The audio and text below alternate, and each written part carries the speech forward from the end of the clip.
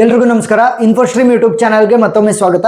ಈ ವಿಡಿಯೋದಲ್ಲಿ ನಾವು ಇನ್ನೊಂದು ಪ್ರಾಬ್ಲಮ್ ಅನ್ನ ಡಿಸ್ಕಸ್ ಮಾಡ್ತಾ ಹೋಗೋಣ, ಸೀರೀಸ್ ಮತ್ತೆ ಪ್ಯಾರಲಲ್ ರೆಸಿಸ್ಟೆನ್ಸ್ ಮೇಲೆ.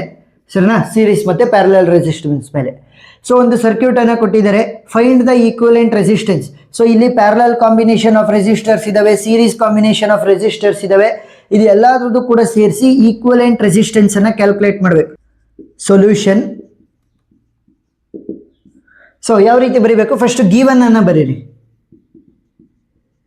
ಗಿವನ್ ಏನು? ಈಕ್ವಲೆಂಟ್ ರೆಸಿಸ್ಟೆನ್ಸ್ ಅನ್ನ ಕ್ಯಾಲ್ಕುಲೇಟ್ ಮಾಡಬೇಕು. ಸೊ ಆರ್ ಈಕ್ವಲೆಂಟ್ ಅನ್ನು ನಾನು ಕ್ಯಾಲ್ಕುಲೇಟ್ ಮಾಡಬೇಕು. ನೆಕ್ಸ್ಟ್ ಕರೆಂಟ್ ಅನ್ನು ಕೂಡ ಕ್ಯಾಲ್ಕುಲೇಟ್ ಮಾಡಬೇಕು. ಸೊ ಕರೆಂಟ್ ವ್ಯಾಲ್ಯೂನ ಕ್ಯಾಲ್ಕುಲೇಟ್ ಮಾಡಬೇಕು. ವೋಲ್ಟೇಜ್ ವ್ಯಾಲ್ಯೂ ಅವ್ರು ಕೊಟ್ಟಿದ್ದಾರೆ, ದಟ್ ಈಸ್ 50 ವೋಲ್ಟ್ಸ್ ಅಂತ. ಸರಿನಾ? ಈ ವೋಲ್ಟೇಜ್ ವ್ಯಾಲ್ಯೂ ಕೊಟ್ಟಿದ್ದಾರೆ, ದಟ್ ಈಸ್ 50 ವೋಲ್ಟ್ಸ್. ಆಮೇಲೆ ಯೂಸ್ ಮಾಡ್ಕೊಂತ ಹೋಗೋಣ.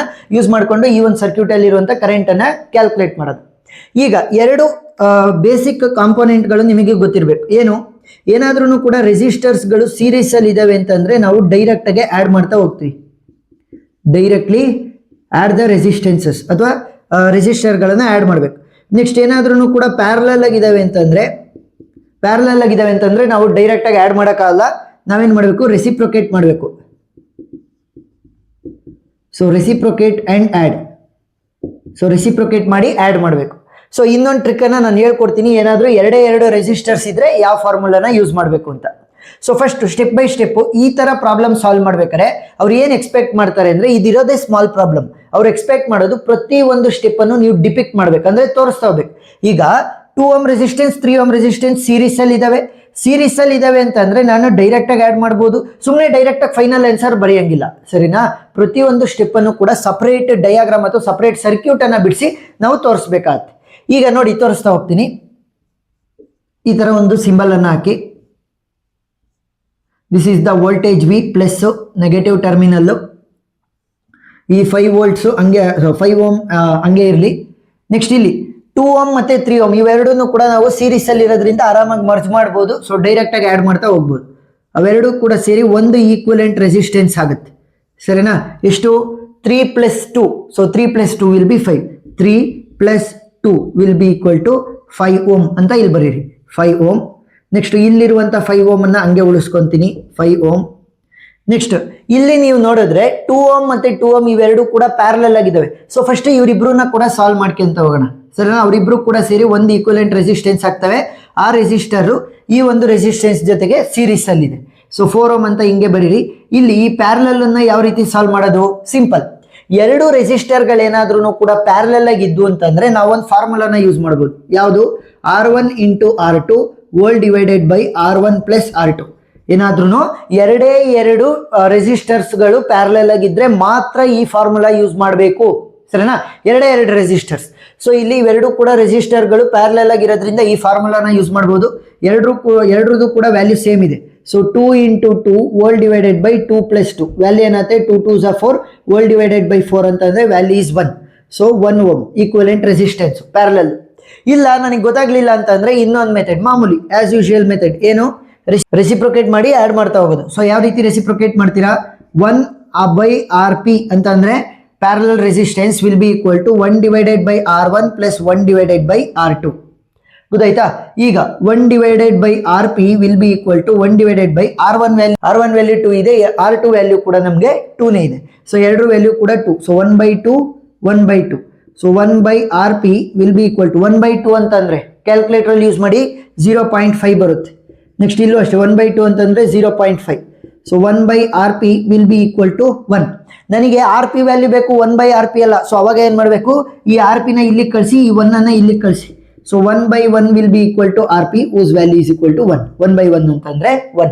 ಸೊ 1 ಓಮೇ ಬಂತು. ಈ ತರ ಮಾಡಿದ್ರು 1 ಓಮ್, ಈ ತರ ಮಾಡಿದ್ರು 1 ಓಮ್, ಈ ತರ ಮಾಡಿದ್ರು ಫುಲ್ ಮಾರ್ಕ್ಸ್, ಈ ತರ ಮಾಡಿದ್ರು ಫುಲ್ ಮಾರ್ಕ್ಸ್. ಸರಿನಾ? ಎರಡು ರೆಸಿಸ್ಟೆನ್ಸ್ ಬಂದ್ರೆ, 3 ಬಂದ್ರೆ ಮಾಮೂಲಿ ಈ ಕನ್ವೆನ್ಷನಲ್ ಮೆಥಡ್ ಇದೆಯಲ್ಲ ಅದೇ ತರ ಸಾಲ್ವ್ ಮಾಡಬೇಕು. ಆ ಟ್ರಿಕ್ ಅನ್ನ ಯೂಸ್ ಮಾಡಂಗಿಲ್ಲ. ಸೊ ಇವಾಗ ಇಲ್ಲಿ 1 ಓಮ್ ಆಯ್ತು. ಈಗ ಈ 1 ಓಮ್ ರೆಸಿಸ್ಟೆನ್ಸ್ ಮತ್ತೆ 4 ಓಮ್ ರೆಸಿಸ್ಟೆನ್ಸ್ ಅನ್ನ ನಾನೇನ್ ಮಾಡ್ಬೋದು? ಕಂಬೈನ್ ಮಾಡ್ಬೋದು, because they are series. So ಇಲ್ಲಿ ಈ ತರ ಸಿಂಬಲ್ ಅನ್ನ ಹಾಕ್ತಾ ಹೋಗಿ, ವೋಲ್ಟೇಜ್ ಹಂಗೆ ಇರಲಿ, ಪ್ಲಸ್ ಮೈನಸ್ 5 ಓಮ್ ಹಂಗೆ ಇರಲಿ. ಸರಿನಾ? 5 ಓಮ್ ಹಂಗೆ ಇರಲಿ. ನೆಕ್ಸ್ಟ್ ಇಲ್ಲಿ ಬರುವಂತ 5 ಓಮ್ ಕೂಡ ಹಂಗೆ ಇರಲಿ. ನೆಕ್ಸ್ಟ್ ಇಲ್ಲಿ ಇನ್ನೊಂದು 5 ಓಮ್ ಬರ್ತಾ ಇದೆ, ಅದು ಕೂಡ ಹಂಗೆ ಇರಲಿ. ನೀವು ಸ್ಕೇಲು ಪೆನ್ಸಿಲ್ ಅನ್ನು ಯೂಸ್ ಮಾಡ್ಕೊಂಡು ನೀಟಾಗಿ ಬರಿತಾ ಹೋಗಿ ಅಷ್ಟೇ. ಇಲ್ಲಿ ನೋಡಿ 4 + 1 ಏನಾಗುತ್ತೆ 5 Ω. ಏನಕ್ಕೆ? ಅವೆರಡು ಕೂಡ ಸೀರೀಸ್ ಅಲ್ಲಿ ಇದ್ದಿದ್ರಿಂದ ನಾವು ಡೈರೆಕ್ಟ್ ಆಗಿ ಆಡ್ ಮಾಡ್ಬೋದು. ಇಲ್ಲಿ ಬರೀತಾ ಹೋಗಿ 4 + 1 will be equal to 5 Ω ಅಂತ ಅಂದ್ರೆ ಡಿಪಿಕ್ಟ್ ಮಾಡ್ತಾ ಇದೀವಿ ಅಷ್ಟೇ ಏನ್ ಮಾಡಿದ್ವಿ ಅಂತ. ಈಗ ನೋಡಿದ್ರೆ 5 Ω 5 Ω 5 Ω ಮೂರು ಕೂಡ ಏನಾಗಿದಾವೆ ಪ್ಯಾರಲಲ್ ಆಗಿದಾವೆ. ಮೂರು ರೆಸಿಸ್ಟರ್ಸ್ ಏನಾದ್ರು ಪ್ಯಾರಲಲ್ ಆಗಿದಾವೆ ಅಂತಂದ್ರೆ ನಾವು ಈ ತರ ಯೂಸ್ ಮಾಡಂಗಿಲ್ಲ, ಕನ್ವೆನ್ಷನಲ್ ಮೆಥಡ್ ಅನ್ನೇ ಯೂಸ್ ಮಾಡ್ಬೇಕು. ಸೊ ಕನ್ವೆನ್ಷನಲ್ ಮೆಥಡ್ ಅಲ್ಲಿ ಏನ್ ಮಾಡ್ತೀವಿ, 1/Rp will be equal to 1/R1 + 1/R2 + 1/R3. ಈಗ R1 ವ್ಯಾಲ್ಯೂ ಏನು, ಎಲ್ಲಾದ್ರದ್ದು ವ್ಯಾಲ್ಯೂ ಕೂಡ 5 ಇದೆ. ಸೊ 5 1/5 + 1/5 + 1/5. 1/5 ಅಂತ ಅಂದ್ರೆ ವ್ಯಾಲ್ಯೂ ಎಷ್ಟು, ಕ್ಯಾಲ್ಕುಲೇಟರ್ ಅನ್ನ ಯೂಸ್ ಮಾಡಿ, value is 0.2. So 1/Rp will be equal to 0.2 + 0.2 + 0.2. ಸರಿನಾ? 1/5 ಅಂದ್ರೆ 0.2, 1/5 ಅಂದ್ರೆ 0.2, 1/5 ಅಂದ್ರೆ 0.2. ಸೊ 0.2 + 0.2 + 0.2 ಏನಾಗುತ್ತೆ 0.6 ಆಯ್ತು. ನನಗೆ ಬೇಕಾಗಿರೋದು ಆರ್ ಪಿ ವ್ಯಾಲ್ಯೂ. ಸೊ ಏನ್ ಮಾಡ್ತೀನಿ, ಈ 0.6 ಅನ್ನ ಇಲ್ಲಿ ಕಳಿಸ್ತೀನಿ, ಈ ಆರ್ ಪಿ ನ ಆ ಕಡೆ ಕಳಿಸ್ತೀನಿ. ಸೊ ಆರ್ ಪಿ ವ್ಯಾಲ್ಯೂ ಏನಾಗುತ್ತೆ, R P will be equal to 1/0.6. So value ಎಷ್ಟಾಗುತ್ತೆ ನೋಡ್ತಾ ಹೋಗೋಣ. ಕ್ಯಾಲ್ಕುಲೇಟರ್ ಅನ್ನ ಯೂಸ್ ಮಾಡ್ತೀನಿ. 1/0.6 ಅಂತಂದ್ರೆ 1.6666 ಅಂತ ಎಲ್ಲ ಬರ್ತಾ ಹೋಗುತ್ತೆ. So let us take it as 1.67. ಸರಿನಾ? 1.67 ಅಂತ ನಾವು ಡೈರೆಕ್ಟ್ ಆಗಿ ವ್ಯಾಲ್ಯೂನ ತಗೊಂತ ಹೋಗೋಣ.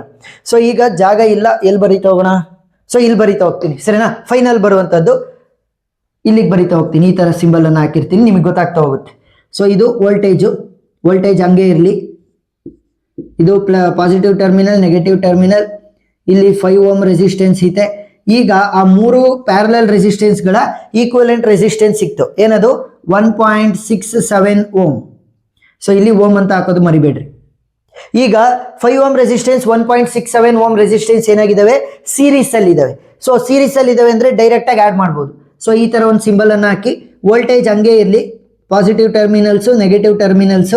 ನೆಕ್ಸ್ಟ್ ಇವೆರಡೂ ಕೂಡ ಸೇರಿ ಏನಾಗ್ತವೆ ನಮಗೆ ಕಾಮನ್ ಅಂತ ಅಂದ್ರೆ ಈಕ್ವಲೆಂಟ್ ರೆಸಿಸ್ಟೆನ್ಸ್ ಆಗುತ್ತೆ. 5 + 1.67 ಅಂತಂದ್ರೆ 6.67 Ω. ಗೊತ್ತಾಯ್ತಾ? So the total equivalent resistance is 6.67 Ω. Voltage ಅವ್ರು ಹೇಳಿದ್ದಾರೆ 50 ವೋಲ್ಟ್ಸ್ ಆಗಿದ್ರೆ ಕರೆಂಟ್ ಅನ್ನ ಫೈಂಡ್ ಔಟ್ ಮಾಡ್ರಿ ಅಂತ. ಸೊ ಇಲ್ಲಿ ಬರಿತಾ ಹೋಗ್ತೀನಿ ನೋಡಿ ಕನ್ಕ್ಲೂಷನ್ ಅನ್ನ. Since the equivalent resistance R equivalent is equal to 6.67 Ω, current will be equal to V / R ಅಲ್ವಾ? ಓಮ್ಸ್ ಲಾ ಪ್ರಕಾರ V is equal to IR, current ಬೇಕಾಗಿರೋದು. So current I will be equal to V / R. V value is 50, volt / R value ಎಷ್ಟು ಕೊಟ್ಟಿದ್ದಾರೆ 6.67. So calculator ಅಲ್ಲಿ ಹಾಕಿ value ಎಷ್ಟು ಬರುತ್ತೆ ನಮಗೆ, 50 volt / 6.67 value 7.49 ampere. So ಇಷ್ಟು ಬರೆದ್ರೆ ಸಾಕು. ಸೊ ಇದನ್ನ ಸ್ಕ್ರೀನ್ಶಾಟ್ ತಕೊಂತ್ರಿ, ನಾನು ಸೈಡ್ಗೆ ಹೋಗ್ತೀನಿ. ಗೊತ್ತಲ್ವಾ? ಈ ಒಂದು ಸ್ಟೆಪ್ ಆದ್ಮೇಲೆ ಈ ಒಂದು ಸ್ಟೆಪ್, ಆಮೇಲೆ ಈ ಸ್ಟೆಪ್ಪಿಗೆ ಬಂದು ಆಮೇಲೆ ಈ ಸ್ಟೆಪ್, ಆಮೇಲೆ ಈ ಸ್ಟೆಪ್. ಸೊ ಇಷ್ಟೇ.